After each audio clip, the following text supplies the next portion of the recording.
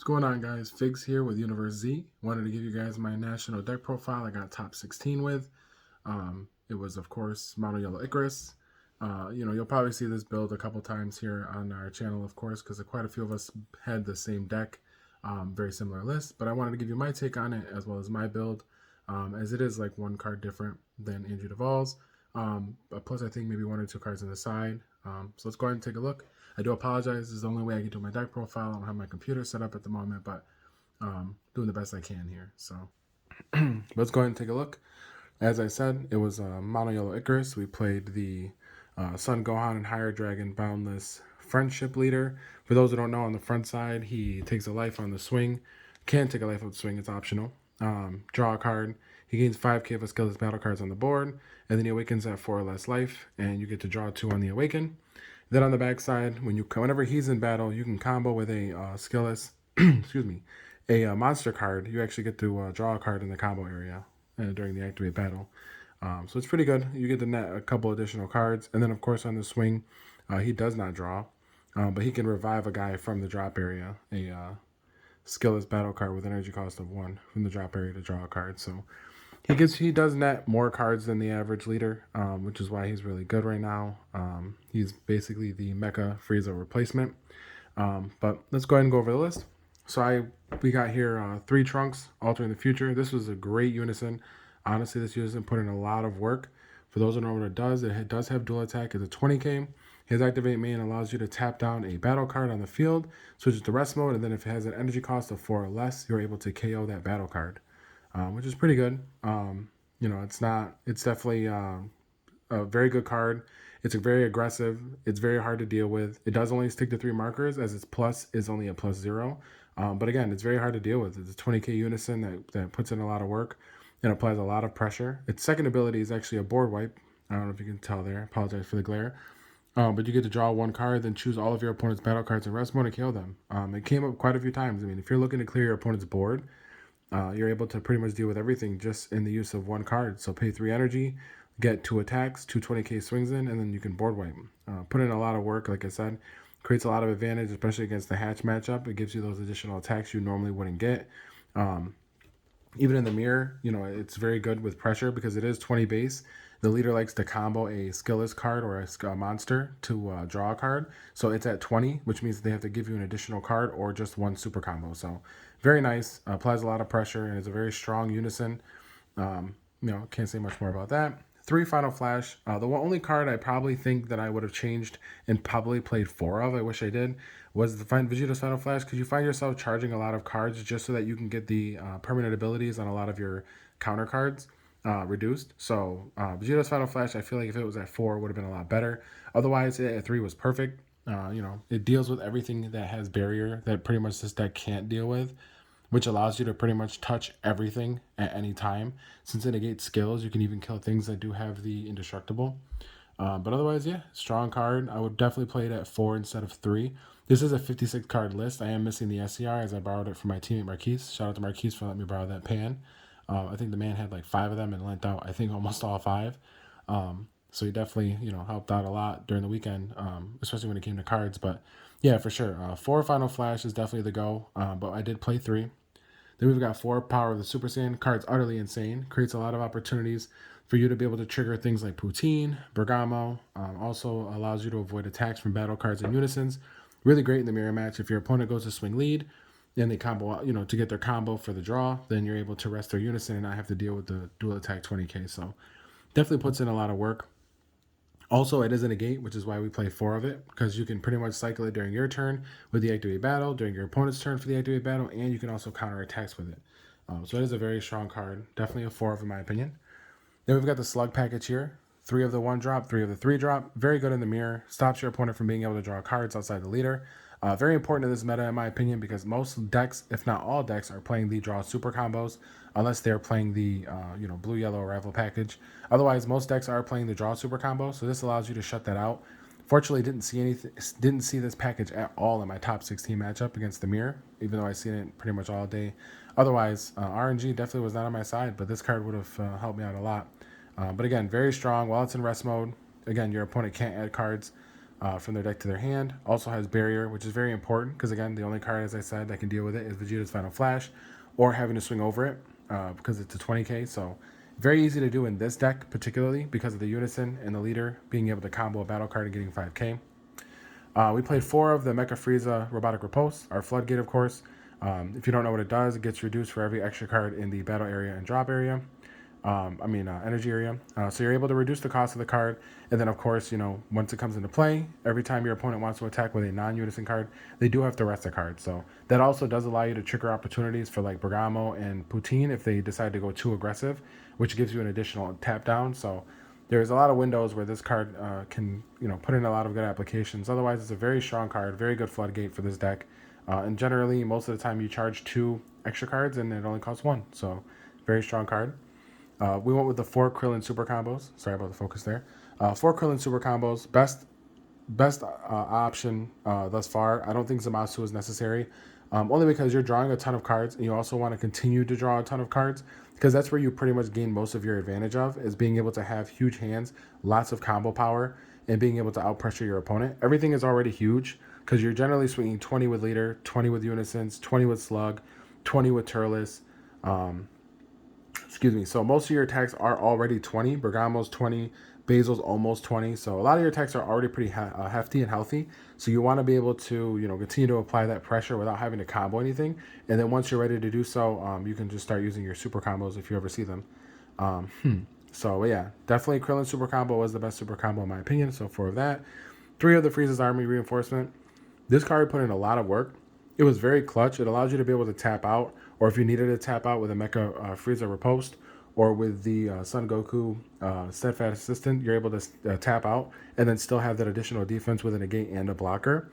I wish it did have combo power, but it doesn't. It's just the 10k blocker that loses it at the end of the turn, unfortunately. So that was a 3 of course. Then we've got our 2 Hidden Power East Supreme Kai. You want to be able to kill your opponent, and as I said, most of your attacks are 20k base, so only putting 1 card behind it makes it a 30k double strike plus pressure. So very good. You've got 2 Swift Retaliation Cooler, very necessary, especially in the mirror when your opponent leaves up that 1 energy. You want to be able to counter that 1 counter that they have available to them and try to shut them out or pressure them as much as possible, gaining hand advantage, board advantage, life advantage, whatever you can get out of it. Also you want to be able to stop those Oceanus whenever your opponent drops them. So most of the time, most black players will leave 2 energy open for the Oceanus, and as long as you have this cooler, you're able to apply the pressure you need for the rest of the turn. 2 Basil. Of course, Basil's Basil. He gets the dual attack. He's able to apply a lot of pressure, and he's an easy 1-drop draw card for the early game, so that you're constantly using your energy for something, but otherwise, very strong card. We've got Bergamo. Bergamo's Bergamo. He's at 1 for a reason. He taps down cards, taps down energy, does what he needs to. We've got Trunks the Cunning. I played 1 of this over the 3 Whis. Honestly, it was more because of the fact that I didn't have a 4th Whis, but I specifically chose Trunks the Cunning because he does allow you to be able to stop aggro during their offensive step if they're playing blue. So it doesn't have to be just a blue deck, but any deck that plays the color blue with Bean, this allows you to be able to slow them down. It forces them to have to actually banish 10 cards out of their drop in order to use Senzu Bean, because you have to tap 1 energy, then untap 2, which triggers a 10-card removal from the drop, which is really good because it stops overwhelms, it stops your opponent from dropping Fu, it forces them, if they want to be offensive aggressively, to have to keep up a high drop, which can be difficult because that means that you then have to either use cards, lose cards, or have to have your board constantly dealt with. So very strong. Otherwise, 3 Whis, just as strong, mainly meant for the Golden Frieza and for the Soul Striker matchup, of course, so that way you're able to take their energy away if they decide to untap. We wanted to have a little bit of advantage over blue, so that this was our main board advantage over blue. Plus, having the 1-drop draw 1 was always very good, of course, to be able to spend your energy on something useful. We've got Fu. Fu is Fu. I mean, you drop him on turn 6, and most of the time you won. Otherwise, unless you're playing this matchup particularly, Fu was always good. Every time I dropped him, I pretty much won the game. You revealed in the hatch. You pretty much knew you had the game sealed. Very strong card. It was very necessary in the main board. We also played 2 Secret Identity Mass Sand. Oh, sorry for the focus there again. 2 Secret Identity Mass Sand. Again, best overarm you could possibly play in this build. Of course, he deals with the boards. He's free pressure. because he's a 25k. I thought about doing the dual attacker, but honestly, being able to continue to have that option to control your opponent's board is very important. So we wanted to continue to go with an overwhelm that was able to apply pressure and also deal with your opponent's board. So Secret Identity Mass Hand was the best option, 100%.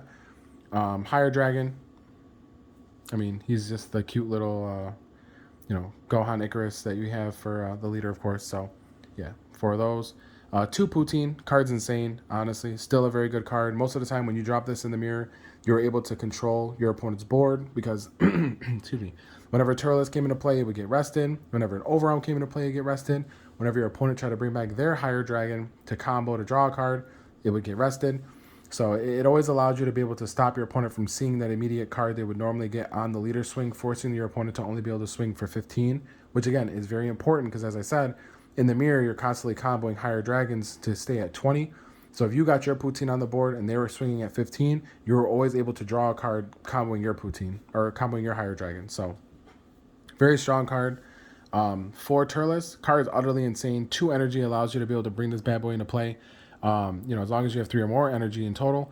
When he comes into play, you KO a battle card in rest mode, and you get to either choose to draw a card, choose one of your opponent's battle cards in rest mode, or KO it. So you're able to either KO 2 guys or 1 guy and draw a card. He's a 20k double striker, applies a lot of pressure, deals with your opponent's unison. Of course, if they're playing the trunks as well, you're able to take 2 markers off of it. If you're able to play around, a repost, or if you're able to, deal with whatever negates that they have. But Turles was utterly insane. He did a lot of work, clears a lot of boards, helps you be able to establish presence and pressure, and also he replaces himself, so he's just a plus. Then we have the Son Goku Steadfast Assistance. This card is actually insane as well. A 1-cost Crusher Ball that basically drew you a card and was a blocker. It was very strong. I actually use this more than I think I use Riposte most of the time, just because having a body, having a blocker, being able to rest things to stop them from attacking in general was very nice, especially against the Gogeta Xeno matchup when they drop their big guy, the double striker that warps on attack. You're able to just play this, put it in rest mode. You don't have to worry about anything. It doesn't even get to attack, so you don't lose anything in the process. And then you still have a blocker for whatever else they put on board. And then, of course, the 56th card would be here, and it would be Pan, SCR, which was utterly insane the entire weekend. Must I say, that card put in a lot of work. It literally is free if there's a board. It puts in a lot of pressure and a lot of work in what it does, and it just was utterly insane. Utterly insane. So let's go ahead and move these cards here. We can go to the sideboard real quick. Just slide these over. Real quick. So I did the additional Fu in the sideboard. I think that was one of the biggest differences between mine and Duvall's list, was that I decided to side an additional Fu because I thought there would be more hatch, which I did end up playing 2 Hatchak, and of course sided them in. And it's very good also against the blue matchup if you're able to control their unison, which in this deck you are able to because of the fact that you have a 2-cost double striker as well as a 3-cost 20k dual attack unison. But unfortunately, I didn't play against any mono blue decks or blue decks in general. Just a couple Icaruses that had a splash and blue package. So, but otherwise, it's a very strong card. It's good in the mirror as well. Just not as good because of that Steadfast Goku. It's able to kind of deal with the Fu and put him in rest mode. But it does buy you a turn where needed. So it is a very good card. Also did 3 Deborah. 3 Deborah, of course, is for the hand control matchups, mostly against the Cell Surge as necessary because, of course, Cell Surge can be a bit obnoxious, especially for this deck since, we're mainly reliant on draw power through the leader. We don't have any additional draw power outside the leader other than cards replacing themselves. And if you ain't got cards in your hand that are able to replace themselves, then you're pretty much already losing the game at that point. 2 Son Gohan, Trusted Ally. This is a very good tech card and a very good call by Andrew Duvall. If your leader card's yellow, when this card is discarded from your hand by an opponent's skill, play this card from the drop. And when he's played, you draw a card. So not only does it give you a 5k body or 4k attacking attacker, which can sometimes get over 1-drops, like Kai if you want to rest it, gets over a slug, but it also has a 5k combo power, so you're able to discard this, draw a card, get a replacement, and then have a 5k combo body on the board later on. Very strong, very good. We got 2 Quitsuki. Of course, this is for the mirror. It's very necessary because all these cards that we're pretty much using are being played during your opponent's turn. That's pretty much what the deck does. It plays during your turn. It also plays during your opponent's turn. So Quitsuki was very necessary for the mirror, as well as any other decks that played very similarly. Then we've got 4 combo draw apes. Again, we were very worried about Cell Surge being a prime factor, which of course Jordan Markle showed us it is a factor by getting the 3rd place with it. Draw apes are very necessary. I actually set them in versus the black matchups as well, just to make sure that I had enough card advantage when trying to defend. Very good, very strong card. And then, of course, Vegeta Unison of Fury is for the aggro matchups. Put in a lot of work against the aggro matchups because, of course, they can't attack with their bigger guys like Overwhelms and their Union Fusions. So this allows you to be able to slow down the pace of the game and buy you enough time to get enough energy to be able to apply the pressure that you need to while keeping up defense. So, yeah, that was a sideboard. And again, shout out to Andrew Duvall for winning the event and taking it home for Universe Z. This deck was pretty much all his idea, everything from the sideboard, minus anything that I had changed myself. Otherwise, I can't take credit for any of this. This is definitely all Andrew Duvall.